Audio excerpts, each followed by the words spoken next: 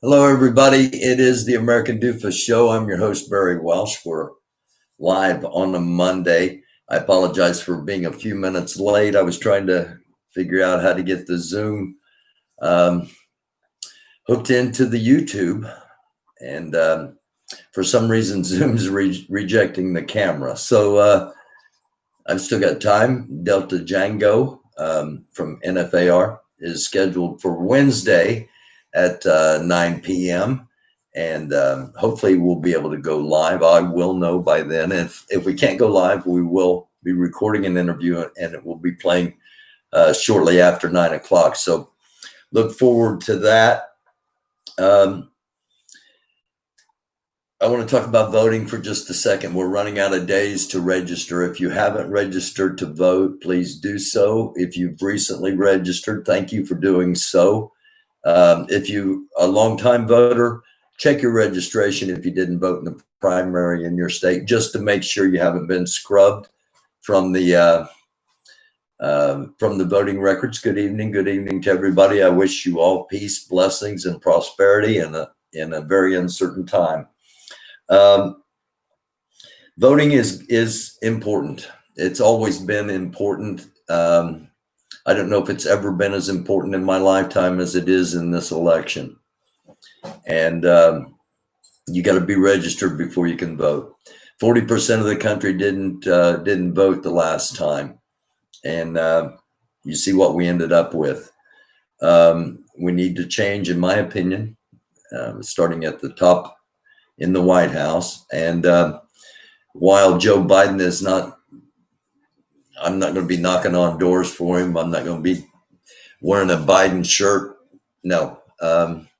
But of the two legitimate choices there are, he's going to be mine. And you need to register because the deadline is coming up. It might have already passed in your state. Each state is different. It's coming up very quickly here in my home state. I totally understand, fuck their system, but the system is going to be in place at least temporarily. And by having a Democrat, it's going to de-escalate things. It's not going to solve everything. Absolutely not.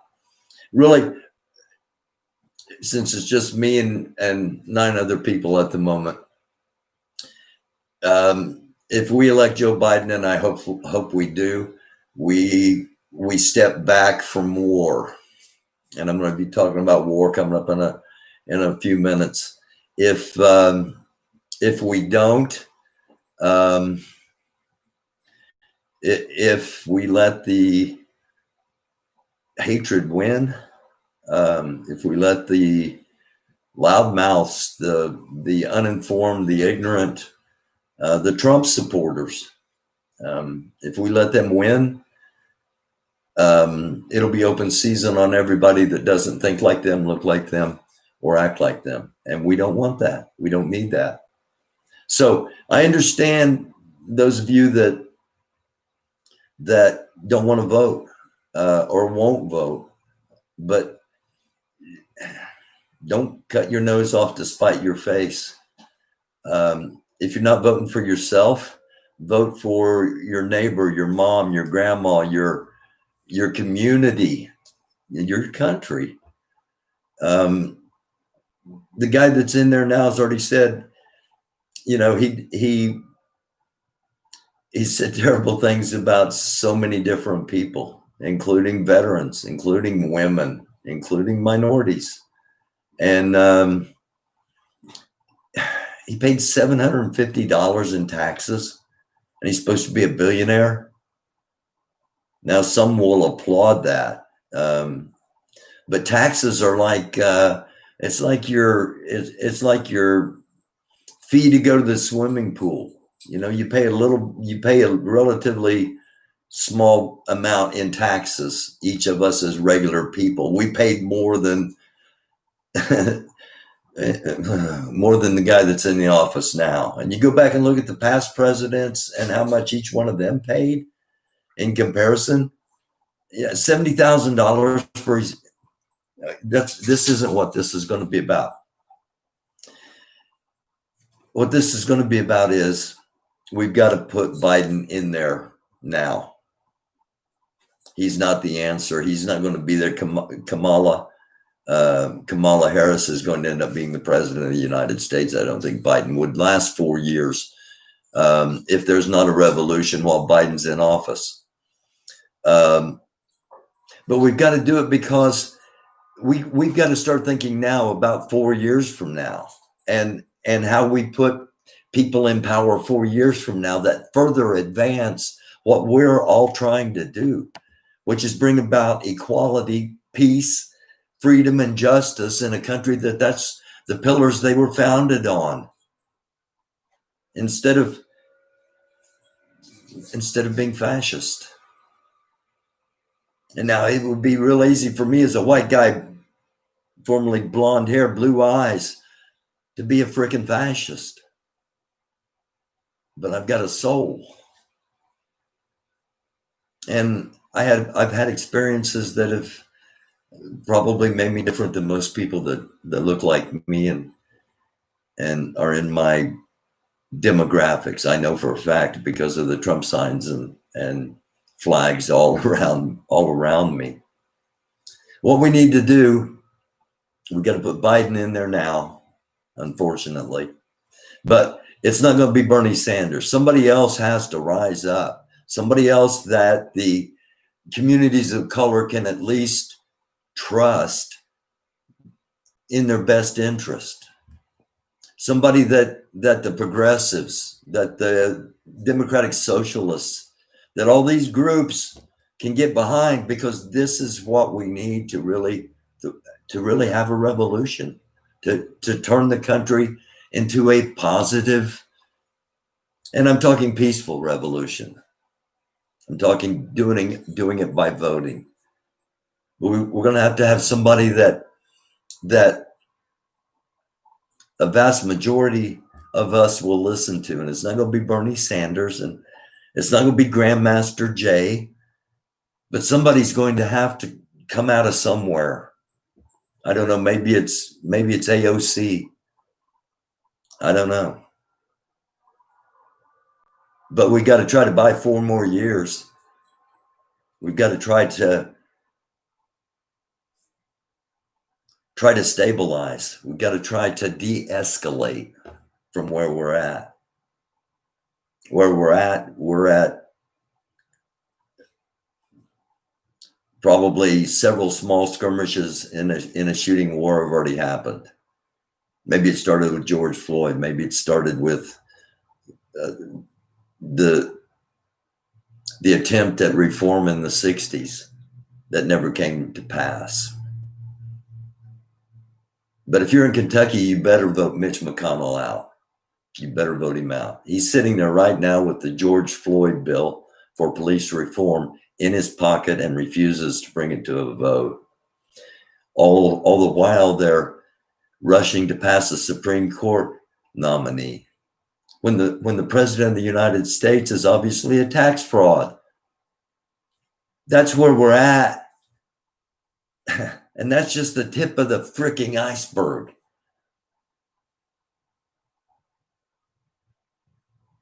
What I really wanted to talk about was, of course, the Delta Django interview coming up on, and I was planning on showing a little bit of that tonight, a little bit of what we talked about on Friday, but the computer that it's on is the laptop that keeps crashing, and as I was queuing it up, it crashed. So I can't show that. I can't show that tonight. But he said some really interesting things that we're going to get into it Wednesday when we talk. First of all, the first time that NFAC went to Louisville, Louisville was not supposed to be the original destination. Louisville became the destination because of Breonna Taylor. And the reason they were showing up, there was another reason for them to be there than what most of the public knows about. I'm just going to tease you with that. And Wednesday night, we'll delve back into we'll delve back into it all. We learned from Delta Django that he's going to try to be on the with the Angry Viking. He wants to be a bridge, and man, we need people that want to do that. I don't know if the Angry Viking is the guy to do it with, especially with the last couple of things I've seen from him. But we need more of that. The other thing I wanted to talk about is this is a super chat. You can click and donate a couple of bucks or something if you support the show. I've got a Cash App. It's $ American Doofus, and you can also be you can become a member, and membership starts I think $2.99 a month, and all the memberships going to get you some perks, some members only videos, some members only chats, things like that. And the reason I bring all those up is this coming Saturday, the NFAC is going to have their formation in Lafayette, Louisiana. And the same day, the Angry Viking is going to be in Kenosha, Wisconsin. And my concern is that there are no live streamers in Lafayette, Louisiana. Nobody's down there to guarantee we see the truth like we do when we watch the live streamers. And if you've seen the show during a big day, you know that I'm on live, and I've got streamers with various angles of various things, and we can keep track of what's really happening, because the corporate media doesn't tell us what's really happening. If we don't have somebody down there that documents, then we may not know. I was considering going to one of the two places on Saturday, and we've got 20 in here at the moment.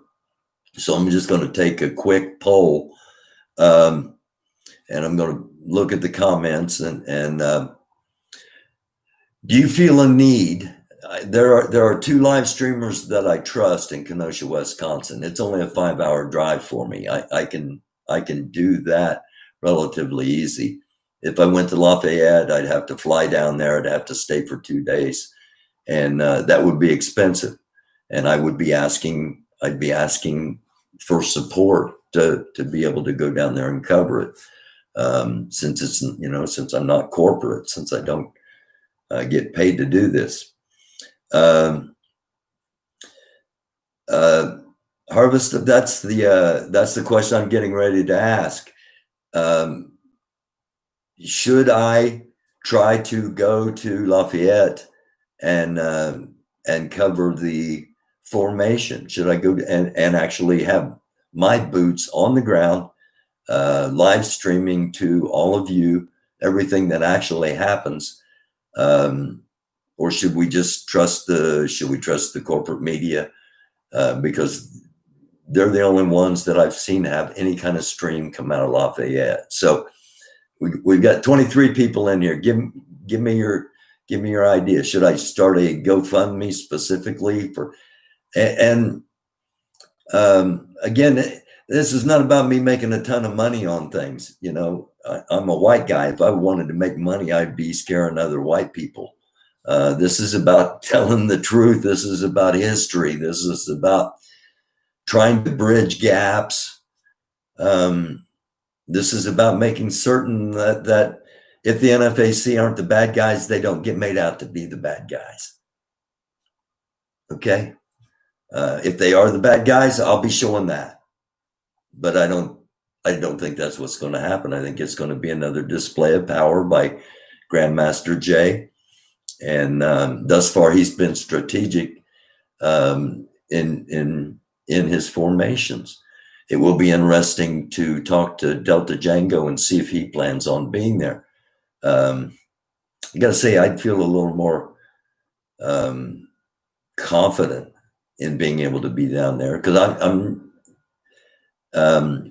I mentioned it last night on the show that I was going to talk about this tonight on the live, and I did get one message. I don't put out the email or the way to contact much anymore. So somebody went back and watched some other shows and found out and messaged me and said, "Don't come down here to Louisiana. The white people aren't going to like you because you're from the North, and the black people aren't going to like you because you're white. And you'll just basically be by yourself doing this. And you've advised people before not to be by themselves in potentially dangerous situations." So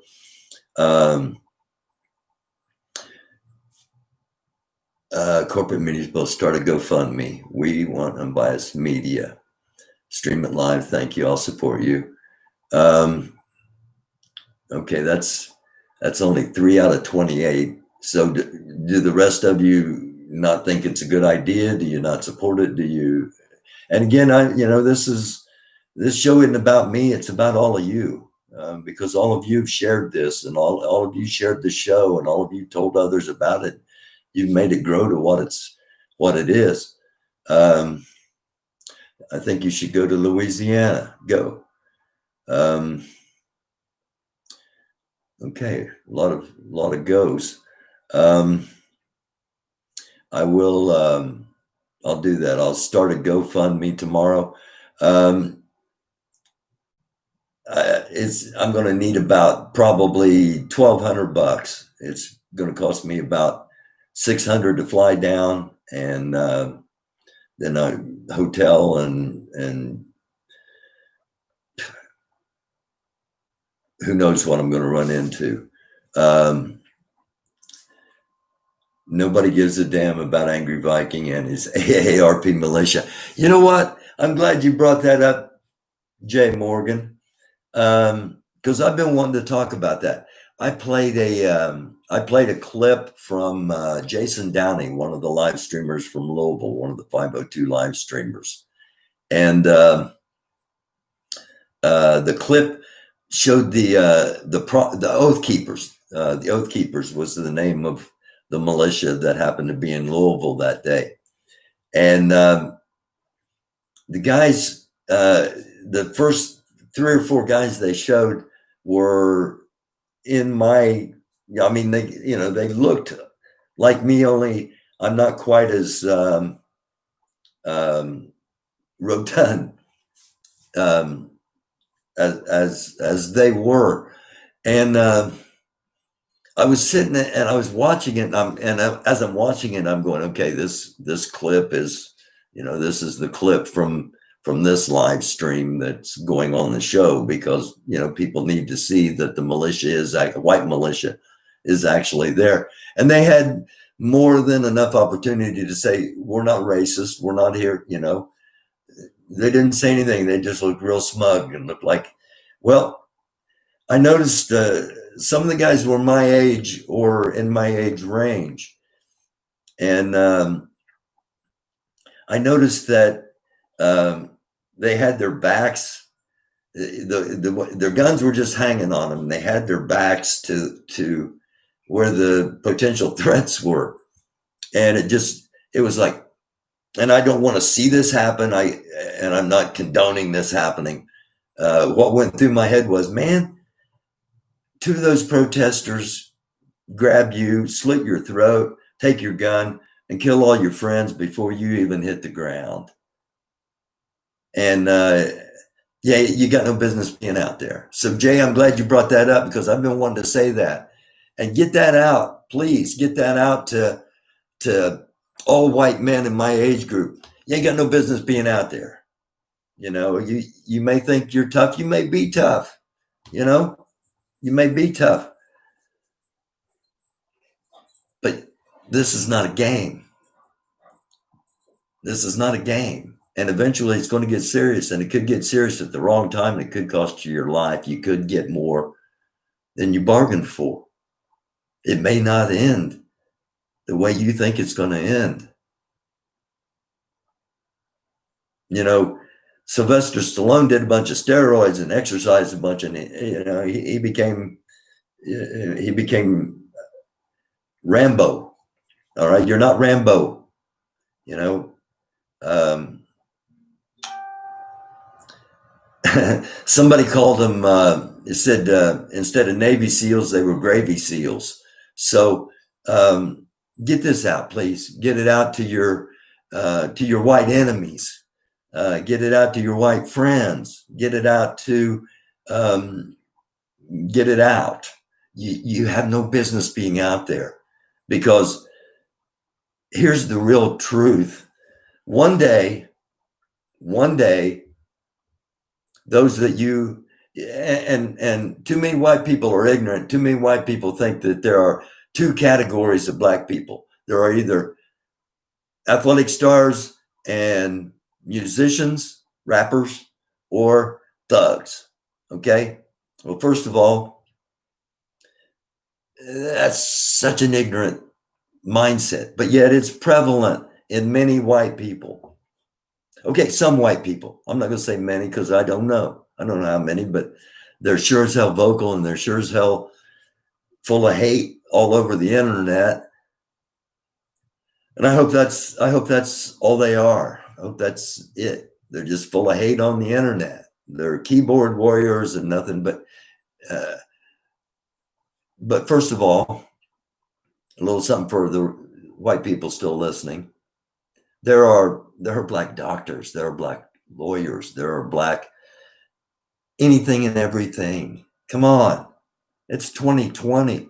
Yeah, we have tried as white people, not me personally, but tried to stop education. So, stop advancement, stop the and that's oppression. That's oppression. It's not right. It's not. First of all, in my opinion, me personally, for my soul to feel good, I've got to please God, my Savior Christ Jesus. Sits way above America. All right, let me just get that out there.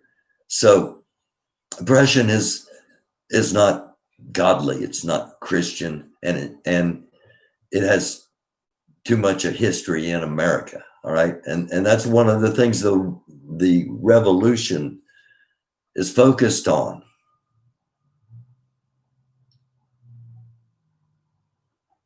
Just do a little reading, do a little soul searching, white people. I'm always told, talk to your people. Well, the people I grew up with, most of them are not more than enough, more than should. Don't want to hear any of this. And I really don't understand why. I really don't understand what black people did to them. How they got into this state of rage. I'm sorry, I'm rambling. Why do I get it? I just looked down BKR. Why do you get it? Why do I get it? I was blessed by God to be fast. I could run really fast, and having speed, having quickness, having the ability to run fast means you can play sports, and if you got some other skills, you can play sports at a higher level. And I was fortunate to be able to do that. And at one point, I was on a traveling softball team, and I was one of only 4 white players. The rest of the team was black, and more than one weekend, we went into tournaments that were all black tournaments, and they stood up for us to be able to play. And I was always like, no, I totally get it. I totally get it. It's just, I don't have a problem. I don't have a problem not being able to play. But they always stood up for us and said, it's about sports. It's not about skin color. And each time um, we were able to play in otherwise all black tournaments, and I had so much respect for that. I didn't. It really all started, and this is in a book I've got that I haven't put out yet. It really all started with my dad, and but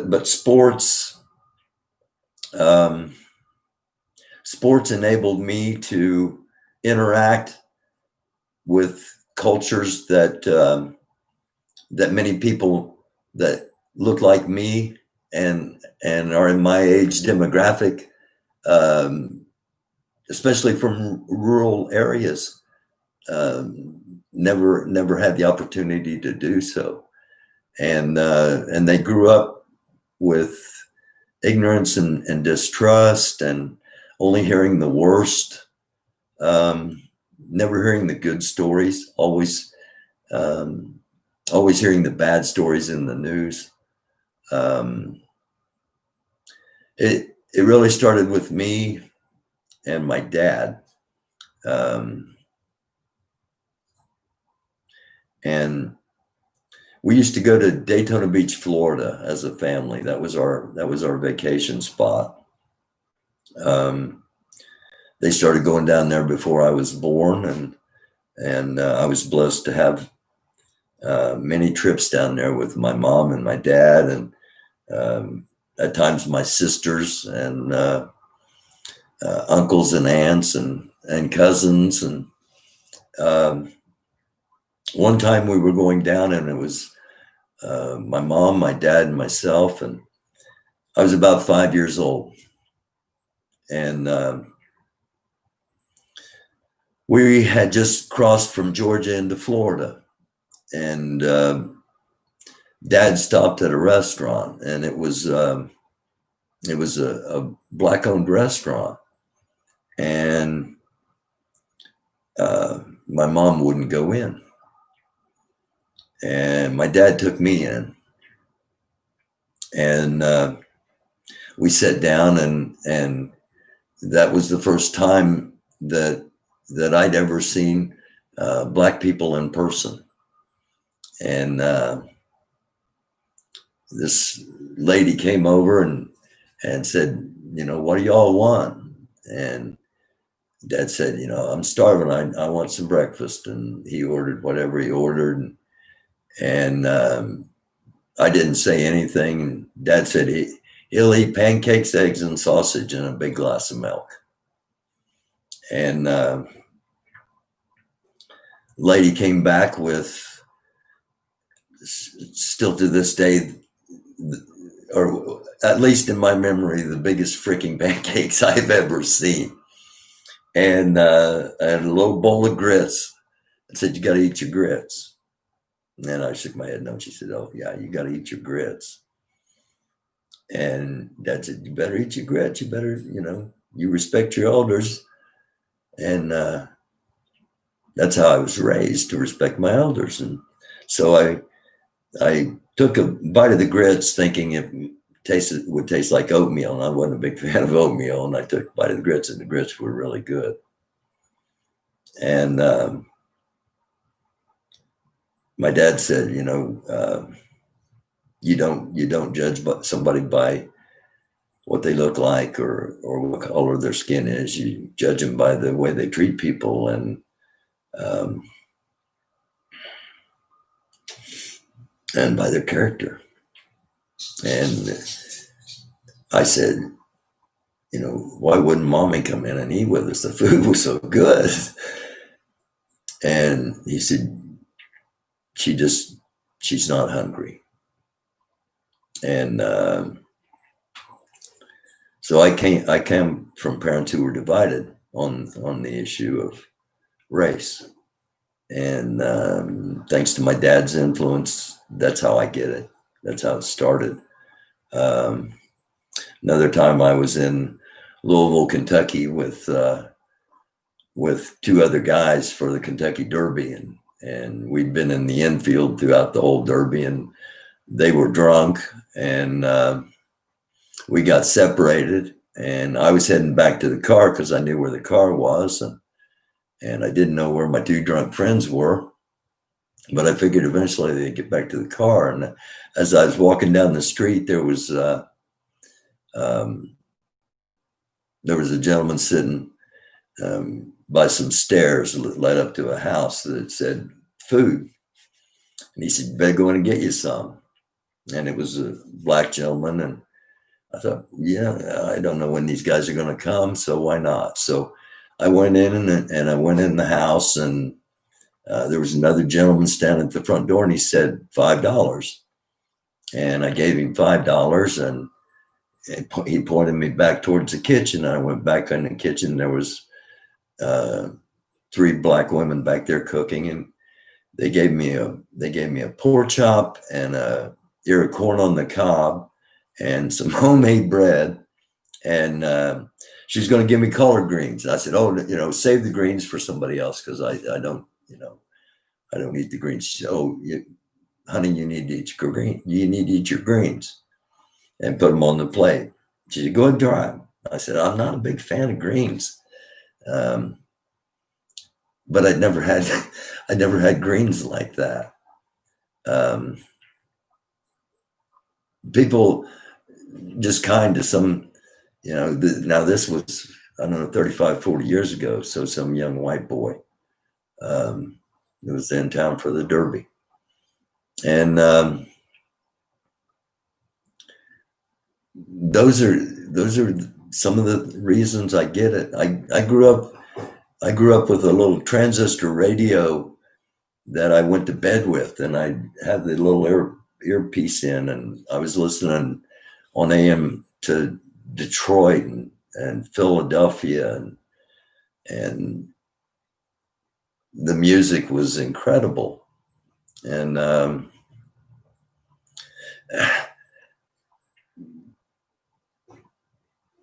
music's a big thing to me, and I just appreciate all kinds of music. So I've been rambling. I'm sorry. That's why I get it. I think is because I've had experiences that have helped me to get it. When and people have poo-pooed this, but 75% of white people don't have any interaction with anybody in a community of color. There's so many little small towns where there's not an individual, let alone a community of people of color. And they're afraid, they're ignorant, they've been lied to by the media, by the right wing, by pastors. And they're ignorant and they're scared. And hopefully some of them will see this and they'll be less ignorant, they'll be less scared. Probably not. They'll probably be more pissed off and target me, but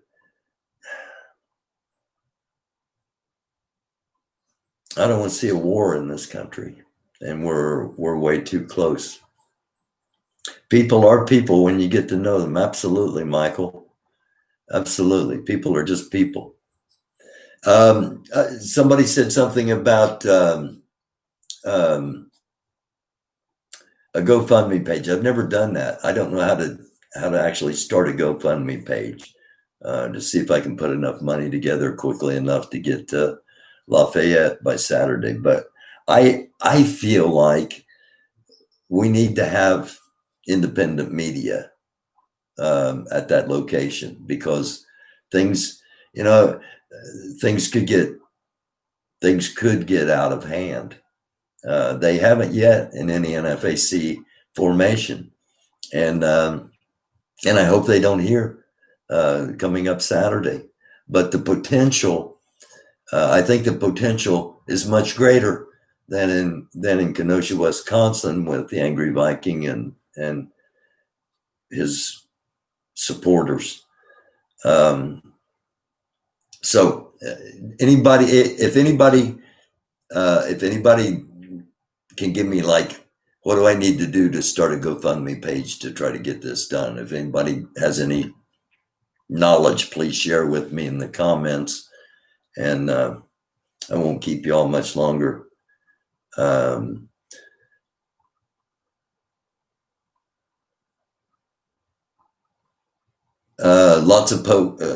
Lots of folks want to be incited. Yes, that's true too. That's true. No argument there. There are a lot of folks that are ready for it, ready to, let's just, it's been coming for so long, let's get it on. A lot of folks have that attitude. And I can understand it from the communities of people of color, why they have that attitude. I can't understand it from privileged, aggressive white people. Google how to GoFundMe. Okay, I will. That's what I was going to do if somebody didn't have an answer. So thank you all so much. I've been on here for 37 and a half minutes. If anybody has any questions about anything,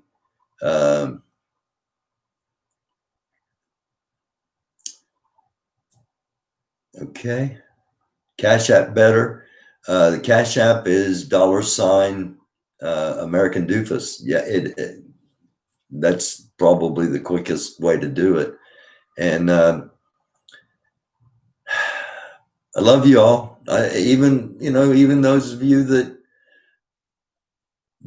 don't agree, that's cool.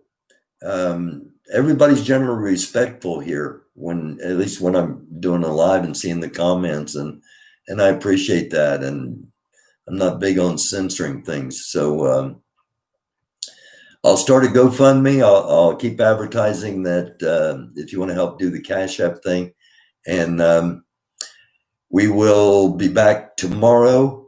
Tomorrow, I'm going to try to have either Dave Lackford, the attorney from Louisville, because Kenneth Walker, Breonna Taylor's boyfriend, filed a $10.5 million lawsuit against the Louisville Metro Police Department, the Commonwealth of Kentucky, and the Louisville Jefferson County Metro government, under the auspice of false arrest, malicious prosecution, assault, and various other charges. And Kenneth has said that, and I totally understand this, said he's feared for his life since that night. The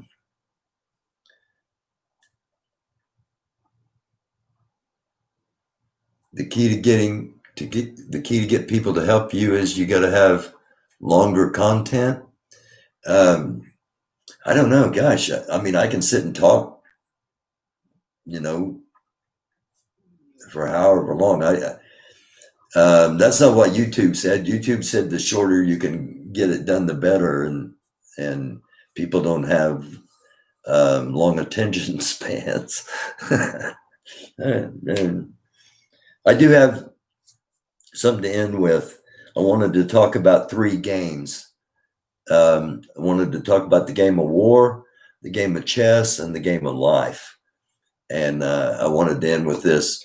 The game of war, one version of it, there's a board game, but one version of it's a card game where you shuffle the cards up and divide them in half, and you put the top card down, and whoever has the highest card wins and pulls the cards to the side. And that's kind of how war itself actually is. Whoever has the most people with the most guns generally win and pull it to the, generally win. Chess is like peacefully playing war, like Cold War, to where it's more about positioning than it is actually attacking. And then there's a game of life. And life is something we should cherish and something we should respect. And I believe we should respect the lives of others and cherish the lives of others just as much as we do ourselves. And while there is a lot of hate, while there is a lot of frustration, while there is a lot of anger, and in many situations, the anger and the frustration are justified. I've I was going to talk about this on one of the members only videos. I'll mention it briefly here. I've played music in the past. I still do play music. I'm going to play some music sometime on one of the members only videos. And I'm going to read some of the song lyrics I've written. But one of the songs I wrote was life is a game and love is the prize. And there's not enough love out there, and way too much hate, and the hate's just going to keep increasing. So we've really got to amplify the love if we have it in us. I understand that. I understand that blacks don't feel loved. Blacks feel targeted. Blacks feel oppressed. Blacks feel excluded. I totally understand that. And I'm going to try to do everything in my power to make that not the case. So, war, chess, and life. Let's try not to have a war. Let's try real hard not to have a war. Let's try to play chess instead and move pieces around and displace power, if you will. And let's focus on life, on our lives, on the lives of not only the people we care about, but the people we don't even fucking know. Because Black lives matter, because they do. And until everybody understands Black lives matter, you can't say all lives matter, because Black lives are part of all lives. I'm sorry. It's just another ignorant thing that you smug bastards think that you're getting something over, and all you're doing is just, you're showing your ignorance, you're showing your hate, you're showing your true selves, and in many cases it's ugly. Maybe not physically, like me, I'm no beauty. This is not about beauty, style, or fashion. But you got an ugly inside, and you still got a chance to save it. You still got a chance to ask yourself, look in the mirror and say, why do I really hate black people? Because I really don't know them. And you probably hate them because a relative or a coworker or somebody told you to, probably on the internet. It's not too late to change that. I don't care. You go ahead and vote for Trump if you want, but think about saving your soul.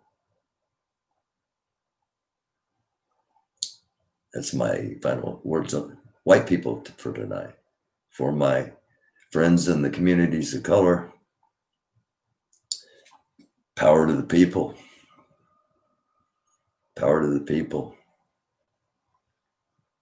Don't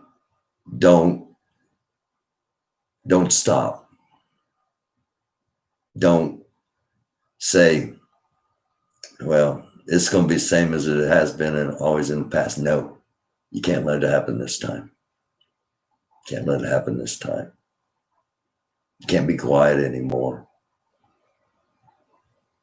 You got to vote. The voting's just part of it.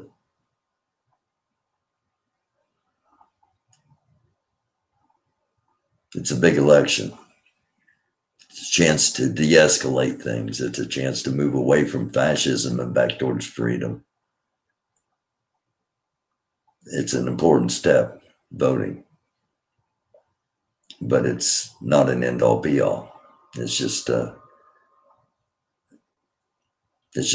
buying us a little time until somebody rises up that people will listen to and follow. And all it's about is incredibly radical ideas like everybody deserves health care. Everybody deserves an opportunity to have a good paying job. Everybody deserves to have shelter. Those aren't radical. Those are the basis of Christ Jesus.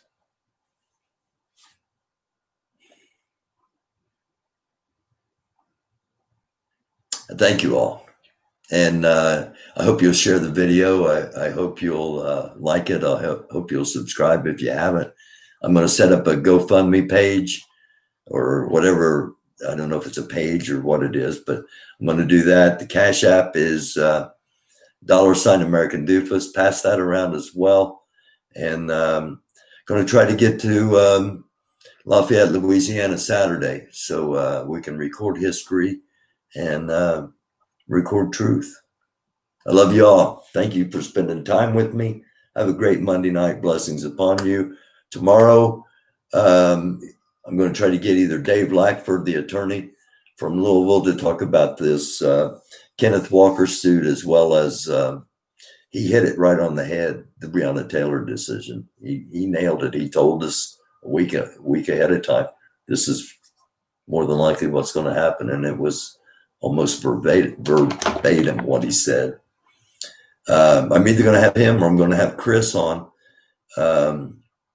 our former Department of Defense contractor, to talk about these two events coming up on Saturday. So if it depends which one I can get on Tuesday and which one I can get on Thursday. So that gives you an idea what's coming this week. Again, thank you for watching. Please share. Get this message out that there's still a chance for peace, but it's not going to come. It's not going to come easy. It's not going to come cheap, and it's not going to come without a lot of soul searching from members of the white community. I love you all. Till next time. It's the American Doofus Show. I'm your host, Barry Walsh. Don't be a doofus. Power to the people.